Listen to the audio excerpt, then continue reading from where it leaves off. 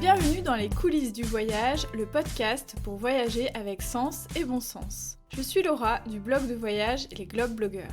Toi aussi tu as envie de voyager de manière plus responsable, d'organiser tes escapades facilement et dénicher des initiatives originales? Si la réponse est oui, alors tu es au bon endroit. Chacun de mes épisodes est un concentré de bonnes astuces pour t'aider à planifier tes prochains voyages durables.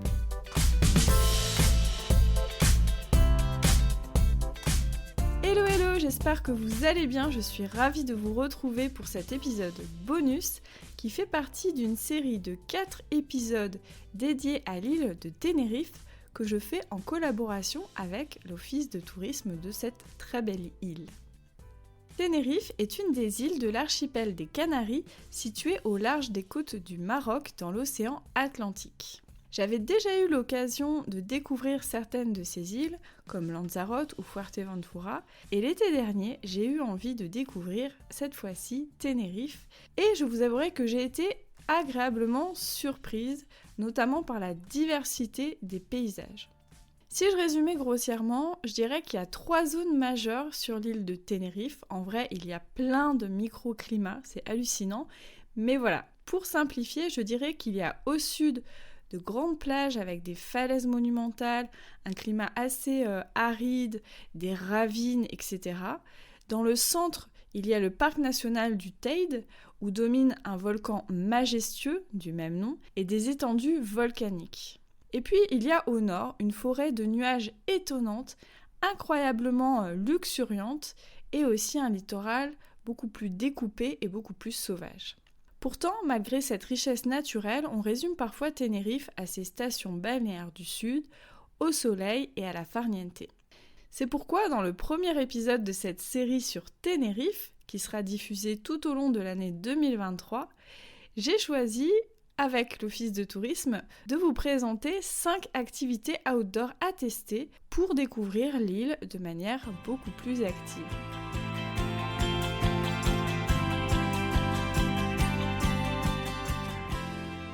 La première activité dont je vais vous parler est la randonnée. Alors vous allez me dire peut-être oui, c'est un petit peu bateau la randonnée. Oui, sauf que à Tenerife, je vais vous proposer des randonnées volcaniques. Vous le savez peut-être déjà, les Canaries, ce sont des îles volcaniques. Elles ont littéralement poussé hors de l'eau grâce à l'activité volcanique sous-marine. C'est d'autant plus le cas à Tenerife, avec son volcan, donc le Teide, qui culmine à 3715 mètres d'altitude. Donc on ne peut absolument pas le louper. Tout l'environnement du parc national du Teide offre une multitude de décors volcaniques exceptionnels. Donc on a à la fois des champs de lave, des cratères, des gros blocs qui ont volé dans le ciel après des éruptions. Il y a de nombreuses randonnées qui sont proposées à l'intérieur du parc national. Et moi, je vais vous parler de 3 randonnées en particulier. Donc la première randonnée que je vais vous conseiller de faire, à condition d'être un marcheur un petit peu quand même expérimenté ou de ne pas avoir peur de faire chauffer ses mollets, c'est l'ascension du Teide, tout simplement. Donc c'est le sentier numéro 7 qui est sur la carte du parc.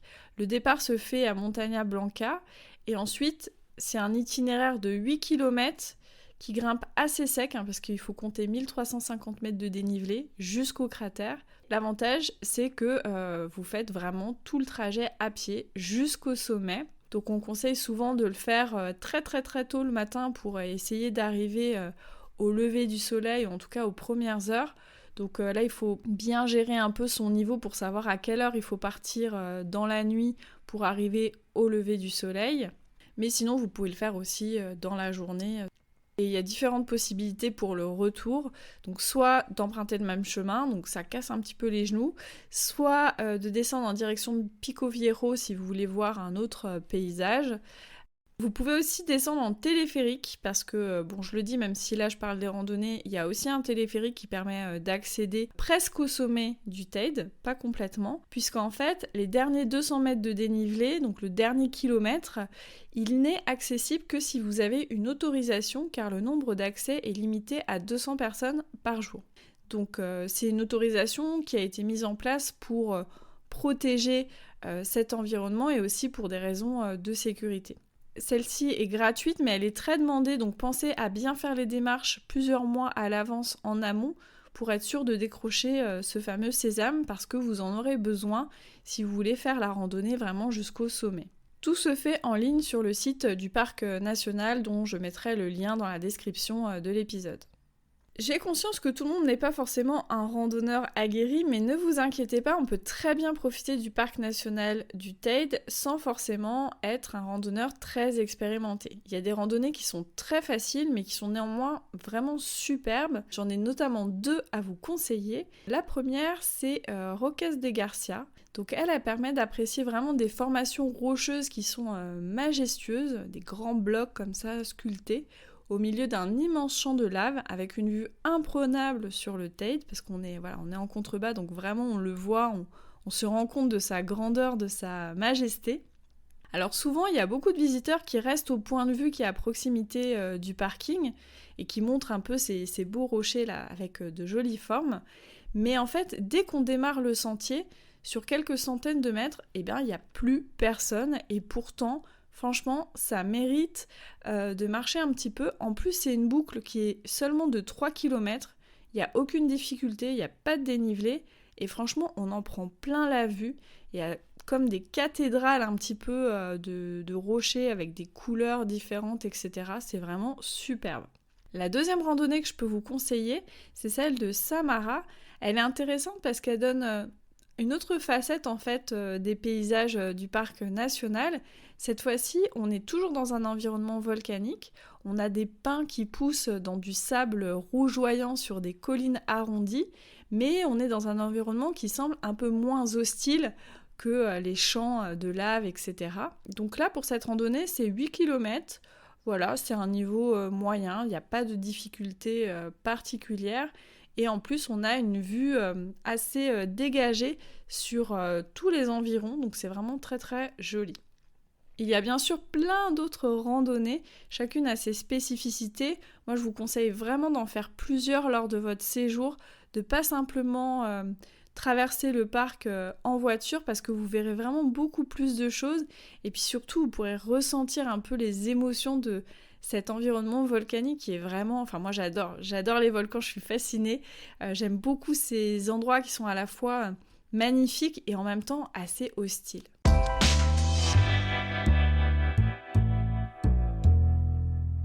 Pour cette deuxième activité, on est toujours à l'extérieur, on est toujours un petit peu aux alentours du parc national du Teide, mais cette fois-ci, on va ralentir, on va prendre le temps, puisqu'on va aller observer cette fois-ci un autre paysage qui se situe juste au-dessus de notre tête, c'est-à-dire le ciel et la Voie lactée. Je suis allée chercher quelqu'un qui s'y connaît particulièrement bien et il va vous dire tout sur l'observation des étoiles à Tenerife.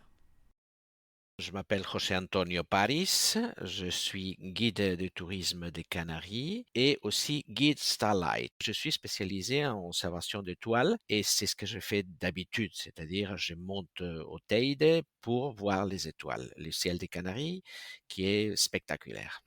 La première question que j'ai envie de vous poser, c'est en quoi Tenerife est une destination particulièrement intéressante pour observer le ciel. Elle est particulièrement intéressante parce que les Canaries sont un des 3 meilleurs endroits au monde pour l'observation du ciel professionnel. Ces endroits sont le Chili, Hawaï et les Canaries. On a des conditions naturelles, climatiques, haute montagne, air très clair et climat convenable. Ces 3 choses, on les a tout le temps. C'est-à-dire, nous, on a les alizés. Les alizés sont les vents prédominants qui soufflent 85% du temps. Et ça fait une couche de nuages à une certaine altitude. On peut être au-dessus des nuages. L'altitude est importante. Ici, aux Canaries, les observatoires sont uniquement à 2400 mètres, mais la qualité de notre air est tellement bonne qui nous permet de travailler comme les Chiliens ou les Hawaïens beaucoup plus haut. Mais effectivement, ici, il faut monter le moins d'air qu'on a sur nous, le mieux que c'est, et aussi pour échapper à la pollution lumineuse qui est à Tenerife, on en a évidemment. Alors il faut monter au parc national. On monte et j'ai déjà quelques endroits, quelques spots bien protégés de la luminosité et des voitures. mais on a des possibilités. Pour quelqu'un qui voudrait venir à Tenerife et profiter de cette expérience, est-ce qu'il y a des, saisons ou des moments, dans le mois à éviter? Il n'y a pas de saison. C'est-à-dire, si on a besoin de voir quelque chose de bien précis, évidemment, parce qu'il y a des objets qu'on ne voit l'hiver et on ne voit pas l'été, et on le voit mieux, parce que bon, finalement, on peut voir un objet, on peut le voir bien à 10 heures du soir ou à 4 heures du matin, à des moments différents, non? Alors bon, évidemment, on préfère le voir à 10 heures du soir. Le ciel change. Si on veut voir mieux la Voie lactée, c'est mieux l'été, parce que l'été, on regarde vers le centre de la Voie lactée. En hiver, on regarde vers l'extérieur. On la voit, mais on la voit moins spectaculaire. Mais par exemple, si on veut voir, je sais pas, la constellation de Scorpion, ou si on veut voir d'autres objets, c'est à d'autres moments. Mais sinon, disons qu'en général, si on n'a pas un objectif spécifique, c'est la même chose. Il me semble qu'il faut quand même, éviter les moments où la lune est la plus forte parce que du coup ça diminue la visibilité. Quand la Lune est là, il y a beaucoup d'étoiles qui disparaissent. L'observation de la Lune peut être très intéressante quand la Lune a 3, 4, 5 jours, 6 jours, parce que le terminateur, qui est la frontière entre le jour et la nuit, passe par une zone où il y a beaucoup de cratères et alors on voit beaucoup de détails. Mais mis à part l'observation directe et spécifique désirée de la Lune, il faut l'éviter. D'accord, donc si par exemple on prévoit, un voyage et qu'on a envie d'observer les étoiles, on peut peut-être aussi choisir les dates en fonction, du calendrier, lunaire quelque part. Tout à fait, ce que je dis aux gens exactement. C'est-à-dire que moi, je travaille entre 3 jours après la pleine lune jusqu'à 3 jours après la lune neuve. Et c'est pas souvent qu'on organise forcément ses vacances en fonction du calendrier de la lune, mais pourquoi pas? Est-ce que vous avez des exemples de choses que vous montrez et puis qui, étonnent les participants? En ce moment, on peut voir Jupiter. On voit les lunes de Jupiter. On voit 4 lunes découvertes par Galilée. En ce moment, on peut voir la galaxie d'Andromède. C'est-à-dire quand on regarde dans le ciel, tout ce qu'on voit, c'est la Voie lactée, notre galaxie. Mais Andromède, c'est la galaxie voisine. On peut voir aussi des étoiles rouges, des étoiles blanches, des étoiles bleues. On voit d'autres galaxies qui sont très très loin, à plusieurs millions d'années-lumière, par exemple. Moi, j'essaie de montrer un petit peu de tout. Saturne, c'est spectaculaire. Quand les gens voient Saturne, c'est une autre dimension. Malgré que c'est beaucoup plus petit que Jupiter, on le voit beaucoup plus petit dans le viseur. Comme on voit les anneaux, on donne une impression de trois dimensions. À votre avis, quelles sont, les conditions pour vivre une belle expérience, astronomique à Tenerife? Puisque on doit travailler la nuit et on doit monter très haut, la température, c'est important. Alors en hiver, il fait froid parce que malgré qu'aux Canaries, on a un climat magnifique, donc quand on monte là-haut, on va être à 2000 mètres d'altitude. Il faut venir préparer en hiver, mais en été aussi, parce qu'il fait frais, parce que quand on n'est pas confortablement habillé, on ne jouit pas, c'est-à-dire on fait attention, mais on est distrait, on n'est pas concentré, on profite pas de tout ça. Et n'oubliez pas les pieds et la tête. Un bonnet, c'est important, même en été, c'est pas un problème. Après le reste, on s'en occupe. C'est-à-dire, moi, j'ai un télescope, il y a des collègues qui ont aussi des binoculaires, et surtout, ouvrez l'esprit et attendez-vous à voir des choses très, très intéressantes. Quand on arrive au TID et on voit ça, tu lèves la tête et les gens disent waouh, parce que tu as l'impression que les étoiles vont te tomber sur la tête. On va être comme chez Astérix, hein, le chef du village qui avait peur que le ciel tombe sur la tête. Mais là, c'est la même chose. Moi, je suis étonné la quantité des gens qui arrivent ici à Tenerife et qui voient la Voie lactée pour la première fois de leur vie. Et je peux vous dire que c'est quelque chose d'impressionnant. Peut-être qu'il faut faire attention aussi quand on fait appel à un guide, pour observer, les étoiles, c'est aussi le nombre de participants. Enfin, moi, je sais que je suis très sensible, à ça et en plus, comme, quand on observe les étoiles, il y a du matériel, il y a pas forcément, 15, télescopes, par personne. Donc je pense que le nombre de participants, ça c'est un point à regarder aussi. Bien sûr, c'est un point à regarder. C'est comme quand on va faire un trajet et c'est pas la même chose d'être dans un taxi ou d'être dans un autobus. Évidemment, pour l'observation, il y a des groupes, il y a des compagnies qui font des groupes en autobus. Alors, on est 30, 40 personnes. Il y a un guide qui explique tout ça et ils ont 2, 3, 4 télescopes. Des fois, non pas des télescopes, c'est-à-dire ça dépend. Il y a des services, c'est l'observation pure et dure à l'œil nu qui n'est pas mal non plus, attention, c'est très intéressant aussi.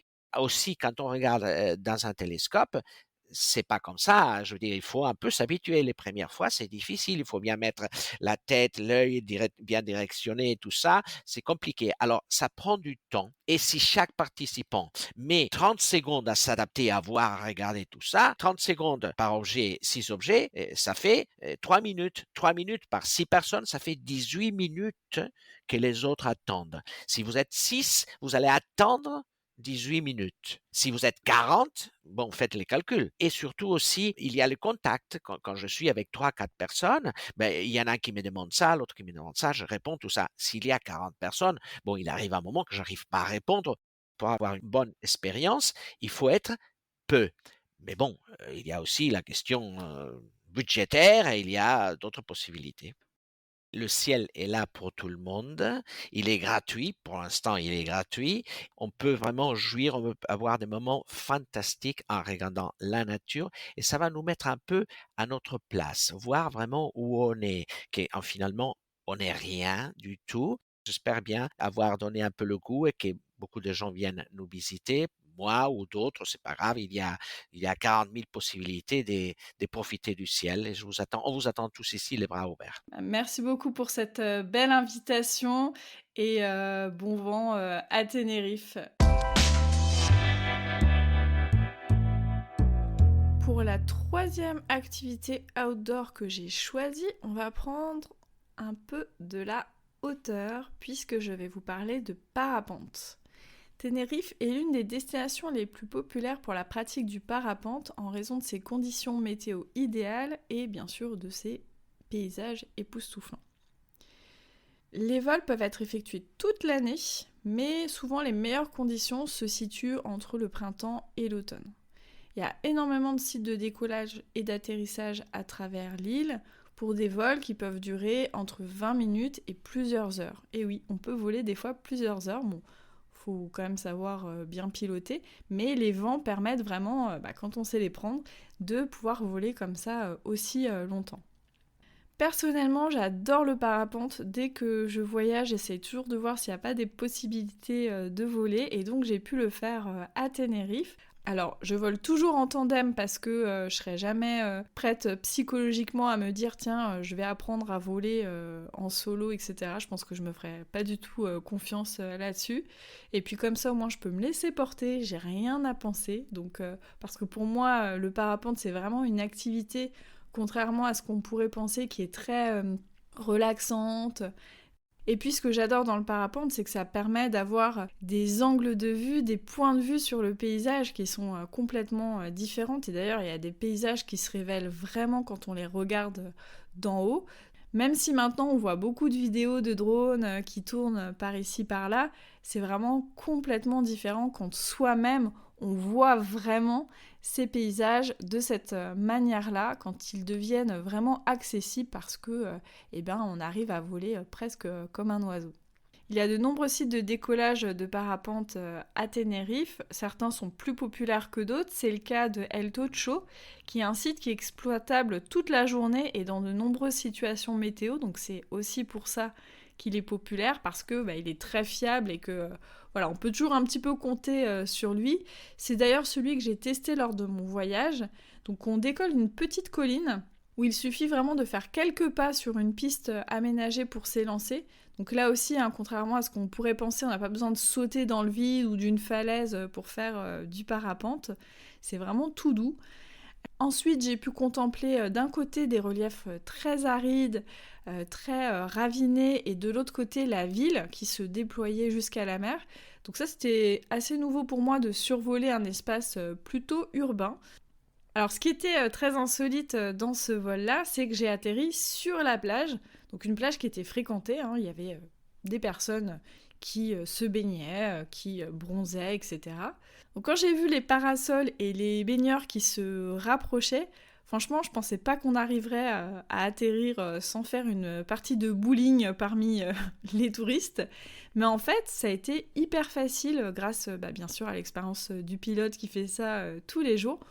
On a atterri tranquillement, tout en douceur, sans perturber personne. Donc c'était vraiment rigolo de voir la tête des gens qui étaient en train de siroter leur cocktail ou de bronzer et qui nous voyaient arriver. Je pense qu'il y en a plein qui devaient penser que c'était un atterrissage non voulu, mais en fait c'était tout à fait prémédité. Donc c'était vraiment très très rigolo. Il y a aussi des sites plus naturels sur l'île pour voler, donc il y a notamment El Tanque dans le nord, ou alors celui d'Izana qui offre des vues exceptionnelles sur le Teide, et il y a certains endroits où on peut parfois voler au-dessus de la mer de nuages, et donc ça doit être vraiment impressionnant. Donc si vous voulez faire du parapente, sachez qu'il y a plein d'écoles de parapente, de prestataires qui proposent ça. Personnellement, je suis partie avec Overfly Tenerife, l'équipe était vraiment super. Ce que je peux vous conseiller aussi, une fois que vous avez trouvé un prestataire pour faire du parapente, c'est bien d'échanger avec eux sur les différents spots possibles, quel paysage vous allez voir, la durée du vol, etc. pour bien voir que tout correspond bien à vos attentes, sachant que le jour J, il peut y avoir des changements dans le programme, tout simplement à cause des conditions de vol qu'on ne peut pas prévoir longtemps à l'avance, donc il faut être assez souple. Peut-être que vous allez réserver un vol et que vous ne pourrez pas le faire, peut-être que vous pourrez le faire mais pas sur le même spot, etc. Donc ayez bien ça en tête. Pour cette 4e activité, on va quitter le ciel, retourner sur la terre ferme et voguer sur l'eau. Tenerife, bien sûr, est une île, donc les activités outdoor aquatiques sont très nombreuses et incontournables. Lors de mon séjour, j'ai testé et j'ai particulièrement aimé le kayak de mer, donc je voulais vous en parler. Donc c'est une activité qui est très accessible, à condition de savoir nager. Alors pour ceux qui n'ont jamais fait de kayak, que ce soit en eau douce ou en mer, je vous invite plutôt que d'en louer un, de partir avec un guide pour une excursion, parce qu'il pourra vous expliquer déjà les bons mouvements et aussi les consignes de sécurité. Pour ceux qui ont déjà fait du kayak en eau douce, sachez qu'en mer c'est un petit peu différent, il y a plus de courant, il y a plus de remous, donc c'est un peu plus physique en général. On peut aussi avoir une mer d'huile qui ne bouge pas, etc. Mais voilà.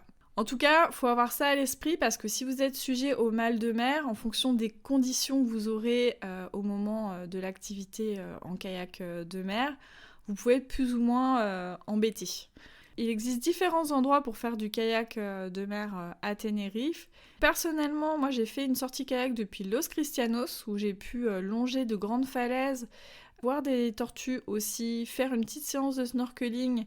Et puis normalement dans ce spot-là, il y a des dauphins, mais le jour où j'y suis allée, ils sont restés assez discrets. Mais bon, ça on peut pas commander à la nature de nous offrir le spectacle qu'on espérait. Mais il existe aussi d'autres endroits où on peut faire du kayak de mer, donc notamment à Playa de las Américas, Puerto de la Cruz ou Los Gigantes. Los Gigantes, ça peut être un très beau spot aussi parce que les falaises sont vraiment monumentales, donc c'est très très beau. Il y a d'autres endroits aussi où on peut bien sûr en faire, donc comme à Playa de las Américas, Puerto de la Cruz, Los Gigantes, et aussi notamment depuis la pointe de Teno.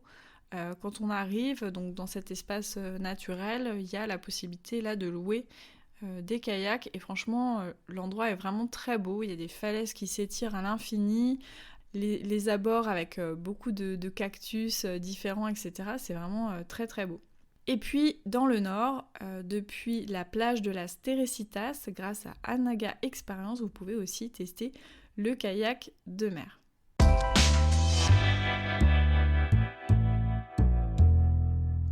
Pour cette dernière activité outdoor, on va rester sur l'eau et même dans l'eau puisque je vais vous parler de plongée. D'ailleurs, je ne sais pas si on peut dire activité outdoor alors qu'on est sous l'eau, mais bon, je vais quand même garder cette expression. Ce qui fait que Tenerife est une destination idéale pour faire de la plongée, c'est déjà que l'eau est bien transparente. Il y a une température aussi qui est bien clémente de l'eau, donc pour ceux qui sont frileux, on appréciera. Et puis il y a des paysages sous-marins qui sont intéressants puisqu'ils sont aussi volcaniques. Quand j'y suis allée, je n'avais pas plongé depuis 10 ans, donc j'ai décidé de refaire un baptême de plongée, même si j'ai la première certification, c'est-à-dire le PADI.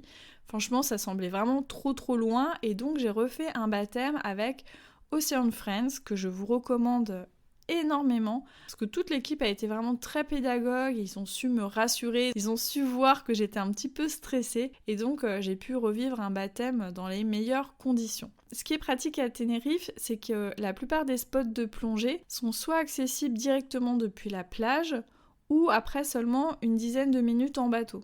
Si vous êtes sujet au mal de mer comme moi, c'est plutôt un avantage de ne pas avoir à faire beaucoup de bateaux avant de plonger. Côté faune, la particularité de Tenerife, grâce à la température de l'eau, c'est qu'on peut à la fois retrouver des espèces de poissons qui évoluent plutôt en océan Atlantique, mais aussi des poissons des mers chaudes, qui apprécient particulièrement ces fonds sous-marins volcaniques. Donc, je ne vais pas vous faire une liste à la Prévert de tous les poissons qu'on peut voir, mais j'ai notamment pu observer des mérous, des seiches, de nombreux poissons colorés dont j'ignore le nom. Et il y a même des spots comme Barranco Seco, par exemple, où il est possible de voir des raies pastenagues.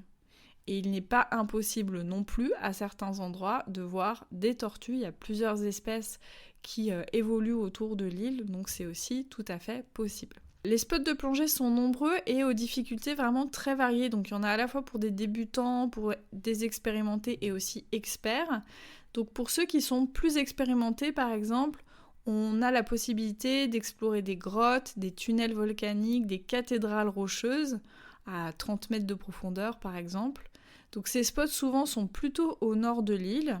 Et il y a également quelques épaves très très impressionnantes accessibles pour des plongeurs experts. Donc là encore, tout comme le parapente, il y a plein de spots différents, donc c'est bien de se renseigner en amont pour être conseillé et trouver l'endroit où ce sera le mieux pour vous, à la fois par rapport à votre niveau bien sûr, dont il faut prendre compte, mais aussi par rapport à ce que vous avez plutôt envie de voir. Est-ce que vous êtes plutôt sensible aux paysages sous-marins ?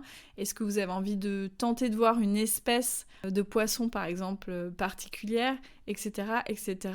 Tout ça, ça va rentrer en ligne de compte pour vous offrir la meilleure expérience possible. Si vous faites de la plongée à Tenerife, moi j'ai quand même un conseil à vous donner supplémentaire, c'est que on peut vite monter en altitude quand on voyage à Tenerife. Vous avez vu, dans le parc national du Teide, on est rapidement à 2000-3000 mètres d'altitude. Il y a d'autres routes aussi quand on va vers Masca, où voilà, on est déjà au-dessus de 1000 mètres d'altitude. Et l'altitude, elle est fortement déconseillée pendant 24 heures ou plus après une plongée. Donc ça, il faut vraiment en tenir compte. Donc quand vous préparez votre itinéraire, si vous voulez faire de la plongée, pensez à bien caler vos plongées en fonction de vos autres visites, notamment celles du Teide. Donc moi, je vous conseille peut-être de démarrer votre séjour avec justement plutôt la découverte du sud qui est plat, c'est le littoral, etc. Vous faites votre plongée à ce moment-là.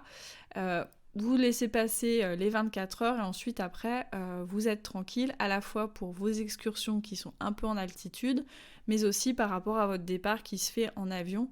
Et pareil, il est déconseillé de prendre l'avion 24 heures ou plus après une plongée, donc il faut bien faire attention à ça. Bien entendu, vous devez vous douter qu'il y a plein d'autres activités outdoor à faire à Tenerife, que ce soit du canyoning, de l'escalade, du cheval. Il y a aussi de très beaux itinéraires à VTT et aussi des spots de kitesurf. Si ces activités, cette première description, immersion à Tenerife vous a donné envie d'en savoir plus sur la destination, n'hésitez pas à aller consulter les différents articles que j'ai pu rédiger. Vous pouvez aller aussi bien sûr consulter le site internet de l'Office de tourisme de Tenerife qui est ultra complet et qui vous permettra soit de rêver, soit d'organiser votre prochain séjour. Si vous voulez soutenir ce travail, n'hésitez pas à mettre 5 étoiles sur Apple Podcasts ou sur toutes les plateformes qui le permettent, de m'envoyer un petit commentaire ou un message sur mon compte Instagram @globblogger. Je vous dis à très vite, belle escapade à vous et à bientôt.